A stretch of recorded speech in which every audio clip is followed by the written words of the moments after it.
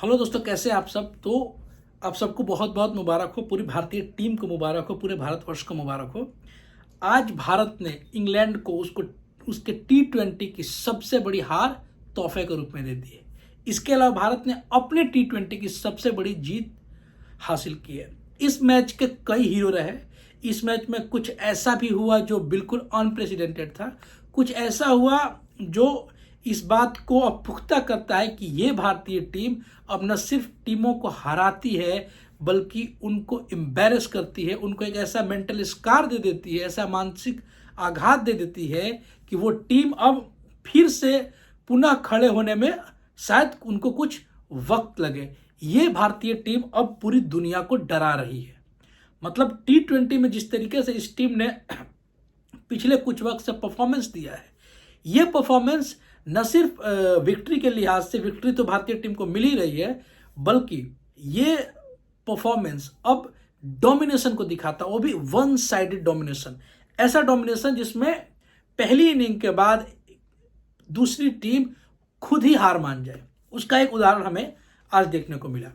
तो अगर मैच की बात करें तो ये 5 जो T20 मैच है उस सीरीज का आखिरी मैच था। सीरीज भारत पहले ही जीत चुकी है 3-1 से, लेकिन इस मैच में इंग्लैंड के लिए कुछ खास था नहीं, पर इंग्लैंड शायद इस मैच में अच्छा परफॉर्मेंस करके अपने एक तरीके से जो सीरीज हारी उसको कंपनसेट कर सकती थी और अपना जो पूरा उसका दौरा है उसको फिर से रिवाइवल कर सकती थी, क्योंकि आने वाले समय में 6 तारीख, 9 तारीख और 12 तारीख को 3 वनडे मैच भी खेलने हैं और उसके बाद चैंपियंस ट्रॉफी का एक तरीके से टूर्नामेंट शुरू हो जाएगा। तो इंग्लैंड के लिए ये मैच बहुत इंपॉर्टेंट था।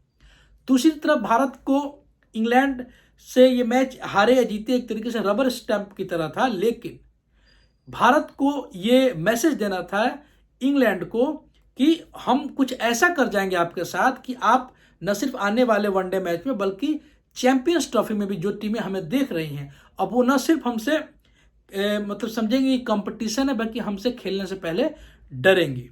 तो टॉस जीता इंग्लैंड ने और पहले गेंदबाजी का फैसला किया और भारत को बैटिंग के लिए बुलाया, और फिर उसके बाद मतलब एक तरीके से कह सकते हैं समाप्त करने की रेस्ट इज हिस्ट्री।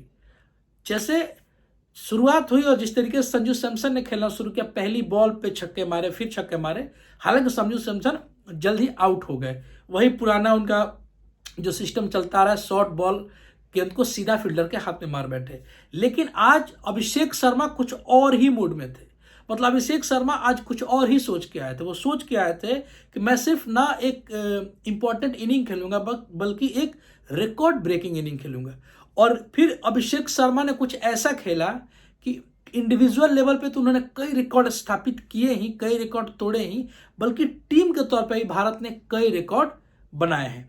भारतीय टीम विशेषकर से T20 में पिछले कुछ समय से जो खेल रही है, जो खेल दिखा रही है, वो न सिर्फ टीमों को हरा रही है बल्कि हर मैच के साथ, गुजरते मैच के साथ एक नया कीर्तिमान, एक नए रिकॉर्ड्स बनाते जा रही है और पुराने जितने भी रिकॉर्ड्स हैं सबको तोड़ते जा रही है। चाहे वो मैच बांग्लादेश के साथ हो जिसमें भारत ने 297 बनाए, चाहे वो मैच अफ्रीका के साथ हो, साउथ अफ्रीका के साथ जिसमें 282 बनाए, या फिर आज मैच इंग्लैंड के साथ हो जहां 247 बनाए। कई रिकॉर्ड्स टूटे, कई रिकॉर्ड्स बने, उन पे बारी बारी से हम बात करेंगे। पहले मैच की बात करते हैं। तो भारत ने अभिषेक शर्मा की शानदार बल्लेबाजी, जिसमें उन्होंने 54 गेंदों में 135 रनों की तवा तोड़ी इनिंग खेली, 13 छक्के मारे और 7 चौके मारे, तो उन्होंने 135 रन बनाए और भारतीय टीम पूरी 247 रन बना पाई। हालांकि आखिरी के 2 ओवर बहुत साधारण चले गए, अन्यथा ये रन आसानी से 265-70 हो सकता था। एक समय तो ऐसा लग रहा था कि भारतीय टीम बहुत ही आसानी से 300 रन भी क्रॉस कर सकती है और एक नया कीर्तिमान स्थापित कर सकती है। पर मिडिल ऑर्डर में चाहे रिंकू सिंह हो गए, चाहे हार्दिक पांड्या हो गए, चाहे सूर्या कुमार यादव हो गए, ये उतनी अच्छी परफॉर्मेंस नहीं दिखा पाए, जिसकी वजह से जो स्कोर है, जो प्रिडिक्शन ऐसा लग रहा था कि 290 प्लस हो जाए, 300 प्लस हो जाए, वो 247 पे रुक गया। जब इंग्लैंड की बैटिंग आई तो इंग्लैंड ने भी शुरुआत अच्छी की। फिल सॉल्ट ने बहुत अच्छे रन्स मारे और शुरू के 3 ओवरों में 30-32 रन हो गए थे। लेकिन जैसे ही भारत ने अपने स्पिन इंट्रोड्यूस किया 5वीं ओवर में, वरुण चक्रवर्ती को लेके आए और वहां से इंग्लैंड की विकेट एक तरीके से जो गिरना शुरू हुआ, तो एक तरीके से आप इसको कह सकते हैं कि रिपल इफेक्ट था, एक विकेट गिरा फिर सारे विकेट लगातार गिरते गए। पहले बेन डकेट आउट हुए बिना खाता खोले, और उसके बाद से तो ऐसे लगी, क्योंकि स्कोर ही इतना बड़ा था तो इंग्लैंड टीम बिल्कुल अफोर्ड नहीं कर सकती थी संयम से खेलने की। हालांकि इंग्लैंड टीम संयम से खेलती नहीं है, वो बेसबॉल खेलने के लिए ही प्रसिद्ध है, पर भारतीय स्पिनर्स के सामने उनकी बिल्कुल नहीं चली। और एक के बाद एक, पहले बेन डकेट आउट हुए, फिर जॉस बटलर आउट हुए, उसके बाद से हैरी ब्रूक आउट हुए, लियम लिविंगस्टन आउट हुए, अंत में फिल सॉल्ट भी आउट हो गए। हालांकि अकेले वो बेचारे, उन्होंने 55 रन की इनिंग खेली। तो देखते देखते मात्र 10.3 ओवरों में पूरी की पूरी इंग्लैंड टीम मात्र 97 रनों पे आउट हो गई, और इस तरीके से भारत को मिली अपने T20 की सबसे बड़ी विक्ट्री 150 रनों की, और इंग्लैंड को मिली उसकी T20 की सबसे बड़ी डिफीट 150 रनों की। तो ये बात रही इंग्लैंड की बैटिंग। इंग्लैंड की बैटिंग में कुछ भी खास नहीं था। 97 रन में सिर्फ 55 रन फिल सॉल्ट बना। ऐसा लगा कि सिर्फ वो ही थोड़ी बहुत खेलना जानते हैं, बाकी पूरी की पूरी इंग्लिश टीम बिल्कुल क्लूलेस दिखी। बॉलिंग की बात करें तो शमी को आज मौका मिला। ऐसे एंटिसिपेट किया जाता है कि शायद आज भी शमी को मौका ना मिले और हर्षित राणा को मिले, पर शमी को मौका मिला, और शमी का पहला ओवर तो कुछ खास नहीं रहा, लेकिन शमी ने फिर बाद में अच्छा कमबैक किया और 3 विकेट हासिल किए। वरुण चक्रवर्ती को भी 2 विकेट मिले, शिवम दुबे ने भी विकेट लिए, और 1 ओवर कराने को मिला अभिषेक शर्मा का, और अभिषेक शर्मा ने भी 2 विकेट लिए। मतलब अभिषेक शर्मा पे तो मानो कि ईश्वर ऐसे खुश हुआ पड़ा था कि आज अभिषेक शर्मा किसी भी चीज को छू दे तो वो सोना हो सकता है। मतलब अभिषेक शर्मा को आज अगर किसी स्टॉक मार्केट में कोई स्टॉक परचेज कर दे तो हो सकता है कि वो स्टॉक स्काई रॉकेट की तरह कल को मार्केट में बढ़ जाए। ये स्थिति थी अभिषेक शर्मा की। होता क्या है ना, जब आप एक बार परफॉर्मेंस देते हैं तो फिर आपके परफॉर्मेंस आपके बाकी क्षेत्रों में भी झलकने लगते हैं, और वो एंथुजियाज्म, वो उत्साह आता है जिससे हमारा परफॉर्मेंस और बेहतर हो जाता है। तो बैटिंग में तो इंग्लैंड की टीम को पूरी तरीके से थ्रैश्ड कर दिया था भारतीय टीम ने, विशेषकर अभिषेक शर्मा ने। लेकिन जो रही सही कसर थी, जो हल्की सी एक उम्मीद थी कि शायद, क्योंकि स्कोर 285-90 नहीं हुआ था, स्कोर 247 था, जो अब इस न्यू जमाने के T20 फॉर्मेट में ये माना जाता है कि शायद 247 चेंज हो जाए, या फिर 247 चेंज करने का एक सीरियस एफर्ट हो। लेकिन इंग्लैंड की तरफ से बिल्कुल बेसलेस बैटिंग दिखी, बिल्कुल बेसिक्स पे उन्होंने ध्यान नहीं दिया। सिर्फ बल्ला चलाने से बिल्कुल कुछ नहीं होता। वो बिल्कुल भारतीय स्पिनर्स को पढ़ने में नाकाम रहे, और वो सीरीज के सभी मैच में भारतीय स्पिनर्स को पढ़ने में, विशेषकर से वरुण चक्रवर्ती को पढ़ने में पूरी तरीके से विफल रहे हैं। और फिर हुआ वही आया राम गया राम वाली स्थिति थी, और धीरे धीरे करते करते करते करते, मतलब होता है ना कि थोड़ी फाइट देखने को मिलती है, 180-90 रन बनाते। ऐसा सभी एंटिसिपेट कर रहे थे कि इंग्लैंड चूंकि एक बढ़िया टीम है, एक बड़ी टीम है, तो इंग्लैंड इतनी आसानी से अपना वॉकओवर नहीं देगी, अपने हार नहीं मानेगी। लेकिन ऐसा लगा कि शायद इंग्लैंड पहली इनिंग के बाद से ही मानसिक रूप से हार चुकी थी, और बेन डकेट और जॉस बटलर के आउट होने के बाद, हालांकि जॉस बटलर पूरी तरीके से फंसे फंसे दिखे। जॉस बटलर मतलब जो 4-5 बॉल खेले उसमें वो कॉन्फिडेंट फील नहीं कर रहे थे, उनके स्टॉक से लग रहा था, वो जिस तरीके से बच रहे थे, ऐसा लग रहा था कि शायद आज वो फंसे हुए हैं। और फिर जॉस बटलर का विकेट गिरने के साथ ही जो रही सही थोड़ी बहुत उम्मीद थी इंग्लैंड को, वो भी एक तरीके से पूरी तरीके से समाप्त हो गई। और उसके बाद इंग्लैंड में कोई बल्लेबाज मतलब 1 ओवर 2 ओवर भी खेलने की जहमत नहीं उठाया, और लाइन से विकेट गिरते गए। और देखते देखते मतलब आधे ओवरों में ही 10.3 ओवर या 4 ओवर में ही पूरी की पूरी इंग्लैंड की टीम मात्र 97 रनों पे आउट हो गई। और इस तरीके से भारतीय जो स्कोर था उससे तो 150 रन पीछे रह गई, बल्कि जो अभिषेक शर्मा का इंडिविजुअल स्कोर था 135, उससे भी 38 रन पीछे रह गई। तो अब सोचिए दो टीमों का कंट्रास्ट कितना ज्यादा था कि एक प्लेयर का इंडिविजुअल रन से भी एक पूरी की पूरी टीम 38 रन पीछे रह जाए, वो भी T20 में। तो आप इससे अंदाजा लगा सकते हैं कि किस तरीके की अनप्रेसिडेंटेड गेम उस इंडिविजुअल प्लेयर ने दिखाई है, जैसे यहाँ पे अभिषेक शर्मा ने दिखाई, और किस तरीके का बैड परफॉर्मेंस उस विपक्षी टीम ने दिखाई है। हालांकि उनकी बैड परफॉर्मेंस तो थी ही थी, भारतीय टीम की बॉलिंग भी लाजवाब रही। इसमें कई बहुत मतलब फ्यूचर के लिए बहुत सारी बातें भारतीय टीम के लिए बेहतर हुई। जैसे कि अभी अगर निकट भविष्य की बात करें तो चैंपियंस ट्रॉफी में चूंकि मोहम्मद शमी एक क्रूशियल रोल निभाने जा रहे हैं, क्योंकि सिर्फ 3 पेसर्स को मौका दिया गया है भारतीय स्क्वाड में, जसप्रीत बुमराह, अर्शदीप सिंह और मोहम्मद शमी।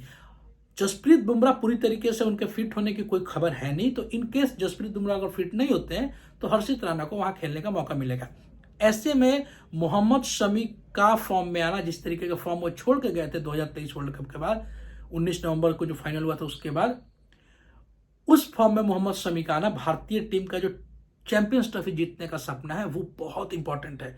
अगर मोहम्मद शमी फॉर्म में आते हैं तो भारतीय बॉलिंग लाइनअप बहुत स्ट्रांग हो जाएगी और फिर चैंपियंस ट्रॉफी में भारत का जो सफर है वो थोड़ा आसान हो जाएगा। लेकिन और गुड न्यूज़ ये रही कि पहले ओवर में रन खाने के बाद मोहम्मद शमी ने बहुत मतलब अच्छा कमबैक किया और न सिर्फ 3 विकेटें मिली बल्कि उनके जो 2-4 बॉल थे जिसको बटलर भी पूरी तरीके से खेलने में विफल रहे, वो बहुत अच्छी बात थी कि मोहम्मद शमी फिर से फॉर्म में दिखने लगे हैं। और पूरे मैच में मोहम्मद शमी स्टेडियम में थे, पिच पे थे, तो मोहम्मद शमी का फिटनेस को लेकर जो इशू शायद हो सकता था, ऐसा कोई इशू देखने को नहीं मिला। तो कमोबेश वही टीम जो टीम स्क्वाड में अनाउंस की गई थी 19 जनवरी को, वही टीम चैंपियंस ट्रॉफी में देखने को मिलेगी। एक प्लेयर्स पे बात हो सकती है जिसमें ये जो प्रोविजनल लिस्ट है जो भारतीय टीम ने अनाउंस की उसमें एक बदलाव हो सकता है, वो है वरुण चक्रवर्ती का, कि शायद वरुण चक्रवर्ती को ऐड कर दिया जाए। लेकिन कहना मुश्किल है कि क्या भारतीय टीम उसमें कोई बदलाव करेगी।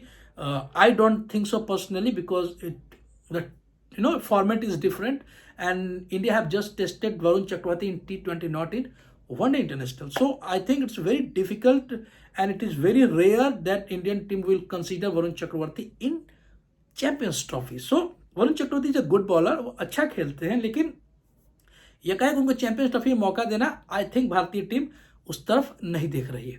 अगर हम रिकॉर्ड्स की बात करें तो कई रिकॉर्ड्स बने, जैसे भारतीय टीम ने सबसे कम ओवर में 6.3 ओवर में ही शतक पूरा किया, 100 रन टीम का पूरा हुआ, जो अपने आप में एक रिकॉर्ड है। इसके अलावा अगर हम इंडिविजुअल्स रिकॉर्ड की बात करें तो अभिषेक शर्मा ने कई रिकॉर्ड्स बनाए, जैसे सिर्फ 6 मतलब पावर प्ले में सबसे ज़्यादा किसी भारतीय इंडिविजुअल ने रन बनाए वो आज अभिषेक शर्मा ने बनाया 58 रन। इसके पहले ये रिकॉर्ड यशस्वी जायसवाल के नाम पे उन्होंने 55 रन बनाए थे। इसके अलावा मात्र 10.1 ओवर के मैच में ही कोई इंडिविजुअल अपना सेंचुरी कर ले, वो रिकॉर्ड आज अभिषेक शर्मा ने बनाया। ये पूरी दुनिया में आज तक कोई नहीं कर पाया है। अगर हम भारत के परिप्रेक्ष्य में बात करें तो सबसे ज़्यादा T20 में छक्के लगाने का रिकॉर्ड अब अभिषेक शर्मा के नाम हो गया। उन्होंने इस मैच में 13 छक्के लगाए। इसके पहले ये रिकॉर्ड्स 10-10 छक्कों का 3 प्लेयर के पास था, रोहित शर्मा, तिलक वर्मा और संजू सैमसन के पास। इसके अलावा अभिषेक शर्मा ने इंडिविजुअल इंडिया की तरफ से T20 में सबसे ज़्यादा रन बनाने का रिकॉर्ड बनाया, जो कि 135 रन है। तो कई रिकॉर्ड्स बने और अब ये भारतीय टीम रिकॉर्ड्स बनाने के लिए जानी जाती है। ये भारतीय टीम अब दूसरी टीम पे डोमिनेट करने के लिए जानी जाती है। ये भारतीय टीम एक एटीट्यूड के साथ आती है, वो एटीट्यूड है एग्रेशन का एटीट्यूड। और सिर्फ एटीट्यूड नहीं है, सिर्फ टेम्परामेंट नहीं है, बल्कि ये भारतीय टीम, इस भारतीय टीम के youngster under the leadership of Gautam गंभीर एंड सूर्या कुमार यादव, ये टीम अब अपने एटीट्यूड को, अपने टेम्परामेंट को परफॉर्मेंस में ट्रांसलेट करना भी जानती है। स्किल लेवल पे इतनी स्ट्रांग हो चुकी है भारतीय टीम कि भारतीय टीम किसी परिस्थिति में कुछ ऐसा अनप्रेसिडेंटेड गेम दिखा सकती है जहां से दूसरी टीम मानसिक रूप से मैच हार जाए। तो ये एक समय डोमिनेशन 2000 अर्ली 2000 में से लेकर 2007-8 तक ऑस्ट्रेलिया के पास हुआ करता था। अब एटलीस्ट T20 फॉर्मेट में ये डोमिनेशन इंडिया के पास आ गया है। तो अब कोई भी टीम इंडिया से T20 खेलने से पहले न सिर्फ ये एंटिसिपेट करेगी कि इंडिया से खेलना चुनौती है, बल्कि अब ये सोच के आएगी कि शायद इंडिया से खेलना अब एक तरीके से इतना मुश्किल होता जा रहा है। इतना एक डर है कि शायद अगर थोड़ा सा 19-20 हुआ तो ये इंडियन टीम अब 200-225 के बारे में नहीं सोचती है, बल्कि ये इंडियन टीम अब 300 के बारे में सोचती है और 300 को लेकर के बहुत सीरियसली अटेम्प्ट करती है। ऐसा ये तीसरा अटेम्प्ट था। इसके पहले 297, 282 और अब ये 247 का अटेम्प्ट, जहां लग रहा था एक समय कि भारतीय टीम शायद 300 रन को क्रॉस कर जाए। तो किसी भी टीम के लिए अब बहुत बड़ी चुनौती है। तो ओवरऑल ये बहुत ही अच्छी बात है भारतीय क्रिकेट टीम के लिए और इसका पॉजिटिव इम्पैक्ट आप देखेंगे कि आने वाले 3 जो वनडे मैच है उसमें भी देखने को मिलेगा। एंड आई होप यही, और हम सब उम्मीद करेंगे कि यही टेम्परामेंट, यही पॉजिटिव वाइब्स, यही पॉजिटिव इन्वायरमेंट आपको चैंपियंस ट्रॉफी में देखने को मिले। और जो वनडे इंटरनेशनल है जिसमें रोहित शर्मा, विराट कोहली वापसी करेंगे, तो हम उम्मीद करेंगे विराट कोहली और रोहित शर्मा भी अच्छी परफॉर्मेंस दे, क्योंकि उनके परफॉर्मेंस पे हमारा पूरा चैंपियंस ट्रॉफी का टूर्नामेंट बहुत हद तक निर्भर करता है। तो क्योंकि विराट कोहली और रोहित शर्मा की बात इसलिए हो रही है क्योंकि बीते कुछ दिनों से, चाहे बॉर्डर गावस्कर ट्रॉफी हो, इसके उसके पहले हो या फिर अभी रणजी मैच हो, इन दोनों की परफॉर्मेंसेस बिल्कुल अच्छी नहीं आ रही हैं। तो हालांकि वनडे के ये दोनों बहुत बड़े खिलाड़ी हैं, तो शायद ये कमबैक कर ले और ये जानते हैं कैसे कमबैक किया जाता है। तो कुल मिला जुला के भारतीय टीम के लिए बहुत अच्छी बात रही और भारतीय प्रशंसकों के लिए भी एक तरीके से ट्रीट रहा ये रविवार। और इसमें इस रविवार को और खुशहाल बनाया भारतीय महिला टीम ने, जहां अंडर 19 T20 वर्ल्ड कप में भारतीय महिलाओं ने विक्ट्री हासिल की अगेंस्ट साउथ अफ्रीका और इतिहास रच दिया। तो आज का रविवार सभी भारतीय प्रशंसकों के लिए, क्रिकेट प्रशंसकों के लिए, स्पोर्ट्स प्रशंसकों के लिए ये बहुत ही सुनहरा रविवार था और हम उम्मीद करेंगे कि आगे भी आने वाले मैचेस में ही भारतीय टीम ऐसे ही शानदार परफॉर्मेंस करती रहे। अगर आपको ये चैनल पसंद आता है, हमारी बातें पसंद आती हैं, तो प्लीज़ चैनल को सब्सक्राइब करें, वीडियो को लाइक करें और आपकी जो भी राय है वो कमेंट बॉक्स में ज़रूर बताएं। अच्छा नहीं लगे तो वो भी ज़रूर बताएं और अपना ख्याल रखें। शुक्रिया।